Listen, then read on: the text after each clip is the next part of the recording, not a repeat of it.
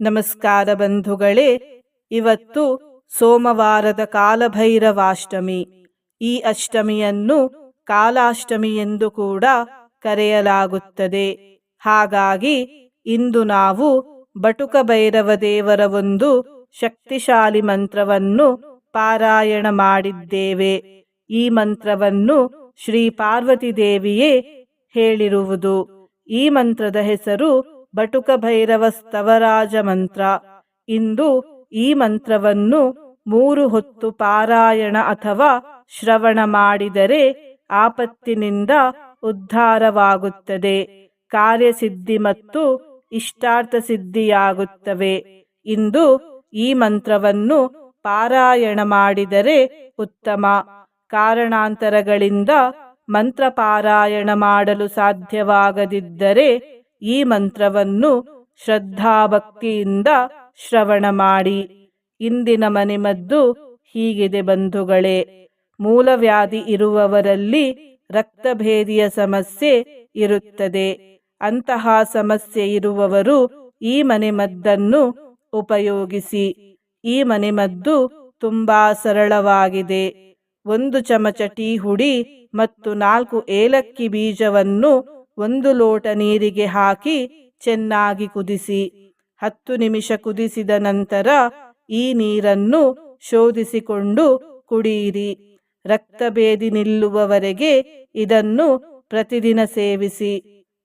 ಬಂಧುಗಳೇ, ನಿನ್ನೆಯ ವಿಡಿಯೋಗೆ ಹೆಚ್ಚು ಬಾರಿ ಕಮೆಂಟ್ ಮಾಡಿದವರ ಪೈಕಿ ಒಬ್ಬರ ಹೆಸರು ಹೀಗಿದೆ, ಸಂತೋಷ್ ದಾಸ್. ಸಂತೋಷ್ ಅವರೇ, ಭಕ್ತಿ ಮಾಡುವುದನ್ನು ಮುಂದುವರಿಸಿ. ಈ ವಿಡಿಯೋಗೆ ಹೆಚ್ಚು ಬಾರಿ ಕಮೆಂಟ್ ಮಾಡಿದವರ ಪೈಕಿ ಇಬ್ಬರ ಹೆಸರನ್ನು ನಾಳಿನ ವಿಡಿಯೋದಲ್ಲಿ ಹೇಳುತ್ತೇನೆ. ಬಂಧುಗಳೇ, ನೀವು ಚಾನಲಿಗೆ ಮೊದಲನೇ ಬಾರಿ ಬಂದಿದ್ದರೆ ಚಾನಲ್ ಅನ್ನು ಸಬ್ಸ್ಕ್ರೈಬ್ ಮಾಡಿ, ಹತ್ತಿರದ ಬೆಲ್ ಬಟನ್ ಒತ್ತಿ ಆಲ್ ಅನ್ನುವ ಆಪ್ಷನ್ ಅನ್ನು ಸೆಲೆಕ್ಟ್ ಮಾಡಿ. ನೀವು ಸಬ್ಸ್ಕ್ರೈಬ್ ಮಾಡಿದರೆ ನಮಗೂ ಇನ್ನೂ ಹೆಚ್ಚು ಇಂತಹ ವಿಡಿಯೋ ಮಾಡಲು ಸ್ಫೂರ್ತಿ ಸಿಗುತ್ತದೆ ಮತ್ತು ನಿಮಗೂ ನಮ್ಮ ಹೊಸ ವಿಡಿಯೋ ಅಪ್ಲೋಡ್ ಆದ ತಕ್ಷಣವೇ ಸಿಗುತ್ತದೆ. ಮಂತ್ರಶ್ರವಣ ಮಾಡುವಾಗ ಓಂ ಬಟುಕ ಭೈರವಾಯ ನಮಃ ಎಂದು ಕಮೆಂಟ್ ಮಾಡಿ ಬಂಧುಗಳೇ. ಮಂತ್ರ ಪಾರಾಯಣವನ್ನು ಶುರು ಮಾಡೋಣ. ಭಗವನ್ ಸರ್ವಧರ್ಮಜ್ಞ ಸರ್ವಶಾಸ್ತ್ರಾಗಮಾದಿಷು ಆಪದುದ್ಧಾರಣಂ ಮಂತ್ರಂ ಸರ್ವಸಿದ್ಧಿಪ್ರದಂ ನೃಣಾಂ. ಭಗವನ್ ಸರ್ವಧರ್ಮಜ್ಞ ಸರ್ವಶಾಸ್ತ್ರಾಗಮಾದಿಷು ಆಪದುದ್ಧಾರಣಂ ಮಂತ್ರಂ ಸರ್ವಸಿದ್ಧಿಪ್ರದಂ ನೃಣಾಂ. ಭಗವನ್ ಸರ್ವಧರ್ಮಜ್ಞ ಸರ್ವಶಾಸ್ತ್ರಾಗಮಾದಿಷು ಆಪದುದ್ಧಾರಣಂ ಮಂತ್ರಂ ಸರ್ವಸಿದ್ಧಿಪ್ರದಂ ನೃಣಾಂ. ಭಗವನ್ ಸರ್ವಧರ್ಮಜ್ಞ ಸರ್ವಶಾಸ್ತ್ರಾಗಮಾದಿಷು ಆಪದುದ್ಧಾರಣಂ ಮಂತ್ರಂ ಸರ್ವಸಿದ್ಧಿಪ್ರದಂ ನೃಣಾಂ. ಭಗವನ್ ಸರ್ವಧರ್ಮಜ್ಞ ಸರ್ವಶಾಸ್ತ್ರಾಗಮಾದಿಷು ಆಪದುದ್ಧಾರಣಂ ಮಂತ್ರಂ ಸರ್ವಸಿದ್ಧಿಪ್ರದಂ ನೃಣಾಂ. ಭಗವನ್ ಸರ್ವಧರ್ಮಜ್ಞ ಸರ್ವಶಾಸ್ತ್ರಾಗಮಾದಿಷು ಆಪದುದ್ಧಾರಣಂ ಮಂತ್ರಂ ಸರ್ವಸಿದ್ಧಿಪ್ರದಂ ನೃಣಾಂ. ಭಗವನ್ ಸರ್ವಧರ್ಮಜ್ಞ ಸರ್ವಶಾಸ್ತ್ರಾಗಮಾದಿಷು ಆಪದುದ್ಧಾರಣಂ ಮಂತ್ರಂ ಸರ್ವಸಿದ್ಧಿಪ್ರದಂ ನೃಣಾಂ. ಭಗವನ್ ಸರ್ವಧರ್ಮಜ್ಞ ಸರ್ವಶಾಸ್ತ್ರಾಗಮಾದಿಷು ಆಪದುದ್ಧಾರಣಂ ಮಂತ್ರಂ ಸರ್ವಸಿದ್ಧಿಪ್ರದಂ ನೃಣಾಂ. ಭಗವನ್ ಸರ್ವಧರ್ಮಜ್ಞ ಸರ್ವಶಾಸ್ತ್ರಾಗಮಾದಿಷು ಆಪದುದ್ಧಾರಣಂ ಮಂತ್ರಂ ಸರ್ವಸಿದ್ಧಿಪ್ರದಂ ನೃಣಾಂ. ಭಗವನ್ ಸರ್ವಧರ್ಮಜ್ಞ ಸರ್ವಶಾಸ್ತ್ರಾಗಮಾದಿಷು ಆಪದುದ್ಧಾರಣಂ ಮಂತ್ರಂ ಸರ್ವಸಿದ್ಧಿಪ್ರದಂ ನೃಣಾಂ. ಭಗವನ್ ಸರ್ವಧರ್ಮಜ್ಞ ಸರ್ವಶಾಸ್ತ್ರಾಗಮಾದಿಷು ಆಪದುದ್ಧಾರಣಂ ಮಂತ್ರಂ ಸರ್ವಸಿದ್ಧಿಪ್ರದಂ ನೃಣಾಂ.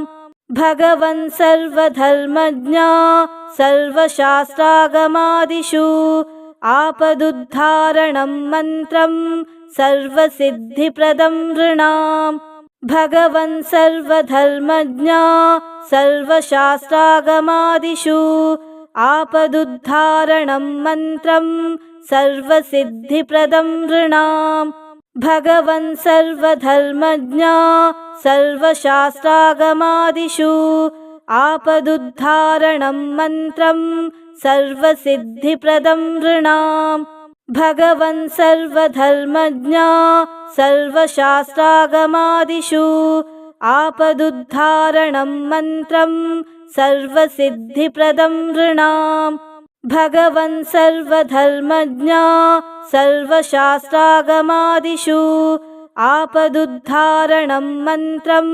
सर्वसिद्धिप्रदं नृणाम् भगवन् सर्वधर्मज्ञा सर्वशास्त्रागमादिषु आपदुद्धारणं मन्त्रं सर्वसिद्धिप्रदं नृणाम् भगवन् सर्वधर्मज्ञा सर्वशास्त्रागमादिषु आपदुद्धारणं मन्त्रं सर्वसिद्धिप्रदं नृणाम् भगवन् सर्वधर्मज्ञा सर्वशास्त्रागमादिषु आपदुद्धारणं मन्त्रं सर्वसिद्धिप्रदं नृणाम् भगवन् सर्वधर्मज्ञा सर्वशास्त्रागमादिषु आपदुद्धारणं मन्त्रं सर्वसिद्धिप्रदं नृणाम् भगवन् सर्वधर्मज्ञा सर्वशास्त्रागमादिषु आपदुद्धारणं मन्त्रं सर्वसिद्धिप्रदं नृणाम् भगवन् सर्वधर्मज्ञा सर्वशास्त्रागमादिषु आपदुद्धारणं मन्त्रं सर्वसिद्धिप्रदं नृणाम् भगवन् सर्वधर्मज्ञा सर्वशास्त्रागमादिषु आपदुद्धारणं मन्त्रं सर्वसिद्धिप्रदं नृणाम् भगवन् सर्वधर्मज्ञा सर्वशास्त्रागमादिषु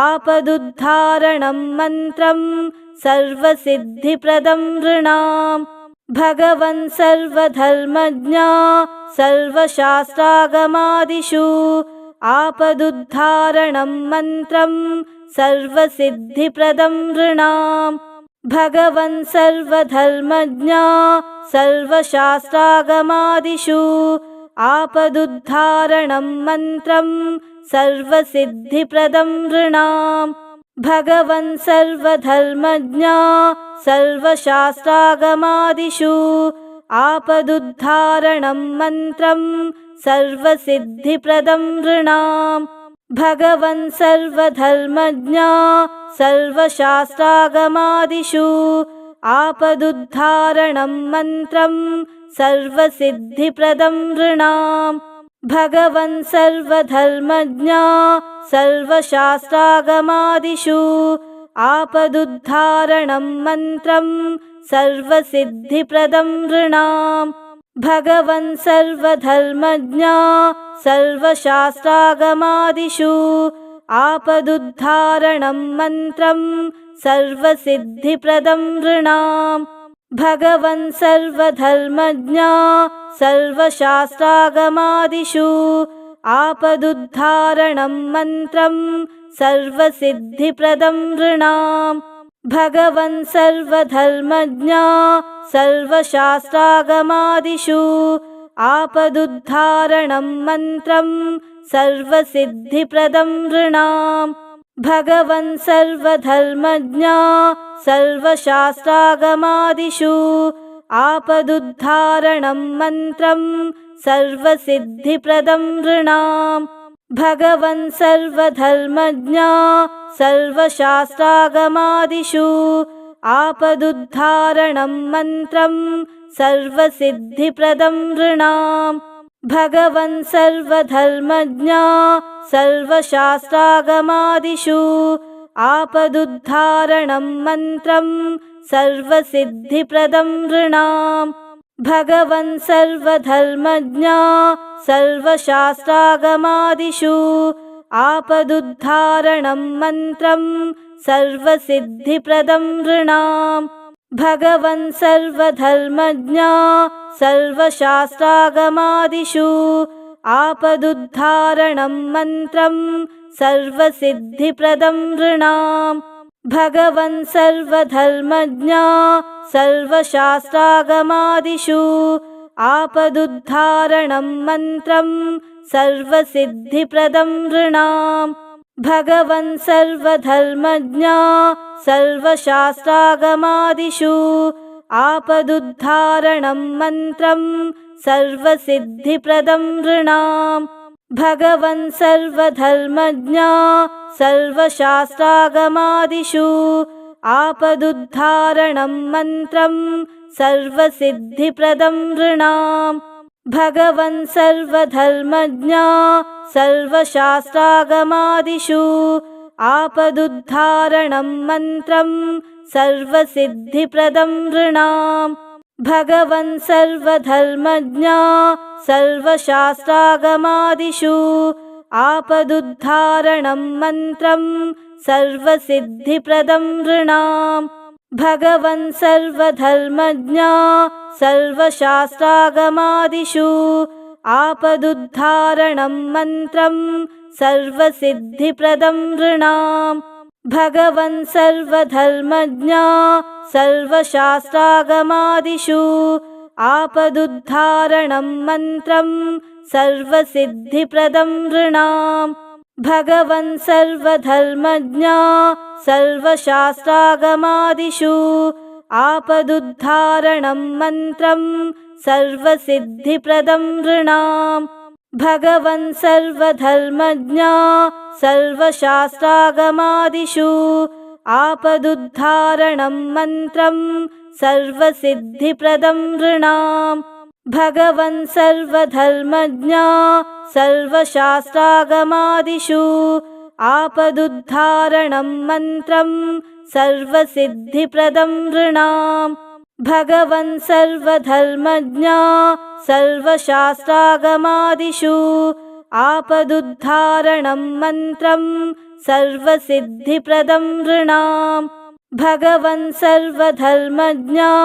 सर्वशास्त्रागमादिषु आपदुद्धारणं मन्त्रं सर्वसिद्धिप्रदं नृणाम् भगवन् सर्वधर्मज्ञा सर्वशास्त्रागमादिषु आपदुद्धारणं मन्त्रं सर्वसिद्धिप्रदं नृणाम् भगवन् सर्वधर्मज्ञा सर्वशास्त्रागमादिषु आपदुद्धारणं मन्त्रं सर्वसिद्धिप्रदं नृणाम् भगवन् सर्वधर्मज्ञा सर्वशास्त्रागमादिषु आपदुद्धारणं मन्त्रं सर्वसिद्धिप्रदं नृणाम् भगवन् सर्वधर्मज्ञा सर्वशास्त्रागमादिषु आपदुद्धारणं मन्त्रं सर्वसिद्धिप्रदं नृणाम् भगवन्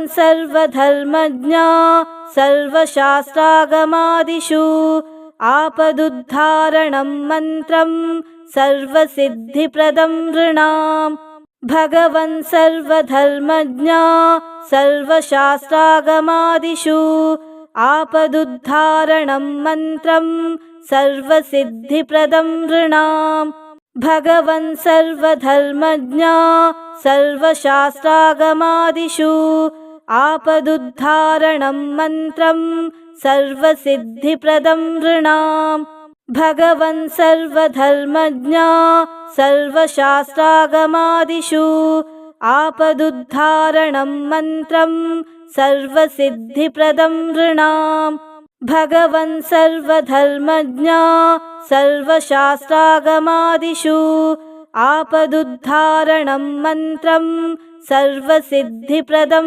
नृणाम् भगवन् सर्वधर्मज्ञा सर्वशास्त्रागमादिषु आपदुद्धारणं मन्त्रं सर्वसिद्धिप्रदं नृणाम् भगवन् सर्वधर्मज्ञा सर्वशास्त्रागमादिषु आपदुद्धारणं मन्त्रं सर्वसिद्धिप्रदं नृणाम् भगवन् सर्वधर्मज्ञा सर्वशास्त्रागमादिषु आपदुद्धारणं मन्त्रं सर्वसिद्धिप्रदं नृणाम् भगवन् सर्वधर्मज्ञा सर्वशास्त्रागमादिषु आपदुद्धारणं मन्त्रं सर्वसिद्धिप्रदं नृणाम् भगवन् सर्वधर्मज्ञा सर्वशास्त्रागमादिषु आपदुद्धारणं मन्त्रं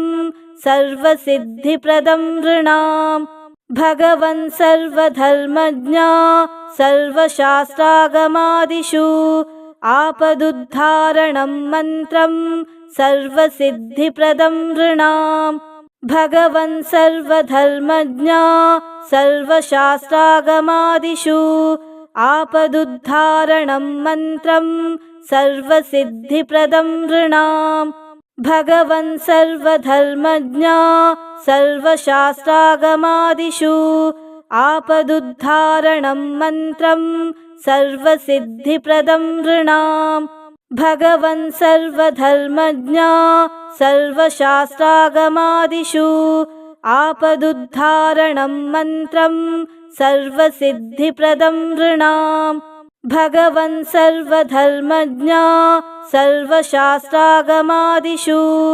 आपदुद्धारणं मन्त्रं सर्वसिद्धिप्रदं नृणाम् भगवन् सर्वधर्मज्ञा सर्वशास्त्रागमादिषु आपदुद्धारणं मन्त्रं सर्वसिद्धिप्रदं नृणाम् भगवन् सर्वधर्मज्ञा सर्वशास्त्रागमादिषु आपदुद्धारणं मन्त्रं सर्वसिद्धिप्रदं नृणाम् भगवन् सर्वधर्मज्ञा सर्वशास्त्रागमादिषु आपदुद्धारणं मन्त्रं सर्वसिद्धिप्रदं नृणाम् भगवन् सर्वधर्मज्ञा सर्वशास्त्रागमादिषु आपदुद्धारणं मन्त्रं सर्वसिद्धिप्रदं नृणाम् भगवन् सर्वधर्मज्ञा सर्वशास्त्रागमादिषु आपदुद्धारणं मन्त्रं सर्वसिद्धिप्रदं नृणाम् भगवन् सर्वधर्मज्ञा सर्वशास्त्रागमादिषु आपदुद्धारणं मन्त्रं सर्वसिद्धिप्रदं नृणाम् भगवन् सर्वधर्मज्ञा सर्वशास्त्रागमादिषु आपदुद्धारणं मन्त्रं सर्वसिद्धिप्रदं नृणाम् भगवन् सर्वधर्मज्ञा सर्वशास्त्रागमादिषु आपदुद्धारणं मन्त्रं सर्वसिद्धिप्रदं नृणाम् भगवन् सर्वधर्मज्ञा सर्वशास्त्रागमादिषु आपदुद्धारणं मन्त्रं सर्वसिद्धिप्रदं नृणाम् भगवन् सर्वधर्मज्ञा सर्वशास्त्रागमादिषु आपदुद्धारणं मन्त्रं सर्वसिद्धिप्रदं नृणाम् भगवन् सर्वधर्मज्ञा सर्वशास्त्रागमादिषु आपदुद्धारणं मन्त्रं सर्वसिद्धिप्रदं नृणाम् भगवन् सर्वधर्मज्ञा सर्वशास्त्रागमादिषु आपदुद्धारणं मन्त्रं सर्वसिद्धिप्रदं नृणाम् भगवन् सर्वधर्मज्ञा सर्वशास्त्रागमादिषु आपदुद्धारणं मन्त्रं सर्वसिद्धिप्रदं नृणाम् भगवन् सर्वधर्मज्ञा सर्वशास्त्रागमादिषु आपदुद्धारणं मन्त्रं सर्वसिद्धिप्रदं नृणाम् भगवन् सर्वधर्मज्ञा सर्वशास्त्रागमादिषु आपदुद्धारणं मन्त्रं सर्वसिद्धिप्रदं नृणाम् भगवन् सर्वधर्मज्ञा सर्वशास्त्रागमादिषु आपदुद्धारणं मन्त्रं सर्वसिद्धिप्रदं नृणाम् भगवन् सर्वधर्मज्ञा सर्वशास्त्रागमादिषु आपदुद्धारणं मन्त्रं सर्वसिद्धिप्रदं नृणाम् भगवन् सर्वधर्मज्ञा सर्वशास्त्रागमादिषु आपदुद्धारणं मन्त्रं सर्वसिद्धिप्रदं नृणाम् भगवन् सर्वधर्मज्ञा सर्वशास्त्रागमादिषु आपदुद्धारणं मन्त्रं सर्वसिद्धिप्रदं नृणाम् भगवन् सर्वधर्मज्ञा सर्वशास्त्रागमादिषु आपदुद्धारणं मन्त्रं सर्वसिद्धिप्रदं नृणाम् भगवन् सर्वधर्मज्ञा सर्वशास्त्रागमादिषु आपदुद्धारणं मन्त्रं सर्वसिद्धिप्रदं नृणाम् भगवन् सर्वधर्मज्ञा सर्वशास्त्रागमादिषु आपदुद्धारणं मन्त्रं सर्वसिद्धिप्रदं नृणाम् भगवन् सर्वधर्मज्ञा सर्वशास्त्रागमादिषु आपदुद्धारणं मन्त्रं सर्वसिद्धिप्रदं नृणाम् भगवन् सर्वधर्मज्ञा सर्वशास्त्रागमादिषु आपदुद्धारणं मन्त्रं सर्वसिद्धिप्रदं नृणाम् भगवन् सर्वधर्मज्ञा सर्वशास्त्रागमादिषु आपदुद्धारणं मन्त्रं सर्वसिद्धिप्रदं नृणाम् भगवन् सर्वधर्मज्ञा सर्वशास्त्रागमादिषु आपदुद्धारणं मन्त्रं सर्वसिद्धिप्रदं नृणाम् भगवन् सर्वधर्मज्ञा सर्वशास्त्रागमादिषु आपदुद्धारणं मन्त्रं सर्वसिद्धिप्रदं नृणाम् भगवन् सर्वधर्मज्ञा सर्वशास्त्रागमादिषु आपदुद्धारणं मन्त्रं सर्वसिद्धिप्रदं नृणाम् भगवन् सर्वधर्मज्ञा सर्वशास्त्रागमादिषु आपदुद्धारणं मन्त्रं सर्वसिद्धिप्रदं नृणाम् भगवन् सर्वधर्मज्ञा सर्वशास्त्रागमादिषु आपदुद्धारणं मन्त्रं सर्वसिद्धिप्रदं नृणाम् भगवन् सर्वधर्मज्ञा सर्वशास्त्रागमादिषु आपदुद्धारणं मन्त्रं सर्वसिद्धिप्रदं नृणाम् भगवन् सर्वधर्मज्ञा सर्वशास्त्रागमादिषु आपदुद्धारणं मन्त्रं सर्वसिद्धिप्रदं नृणाम् भगवन् सर्वधर्मज्ञा सर्वशास्त्रागमादिषु आपदुद्धारणं मन्त्रं सर्वसिद्धिप्रदं नृणाम् भगवन् सर्वधर्मज्ञा सर्वशास्त्रागमादिषु आपदुद्धारणं मन्त्रं सर्वसिद्धिप्रदं नृणाम् भगवन् सर्वधर्मज्ञा सर्वशास्त्रागमादिषु आपदुद्धारणं मन्त्रं सर्वसिद्धिप्रदं नृणाम् भगवन् सर्वधर्मज्ञा सर्वशास्त्रागमादिषु आपदुद्धारणं मन्त्रं सर्वसिद्धिप्रदं नृणाम् भगवन् सर्वधर्मज्ञा सर्वशास्त्रागमादिषु आपदुद्धारणं मन्त्रं सर्वसिद्धिप्रदं नृणाम् भगवन् सर्वधर्मज्ञा सर्वशास्त्रागमादिषु आपदुद्धारणं मन्त्रं सर्वसिद्धिप्रदं नृणाम् भगवन् सर्वधर्मज्ञा सर्वशास्त्रागमादिषु आपदुद्धारणं मन्त्रं सर्वसिद्धिप्रदं नृणाम् भगवन् सर्वधर्मज्ञा सर्वशास्त्रागमादिषु आपदुद्धारणं मन्त्रं सर्वसिद्धिप्रदं नृणाम्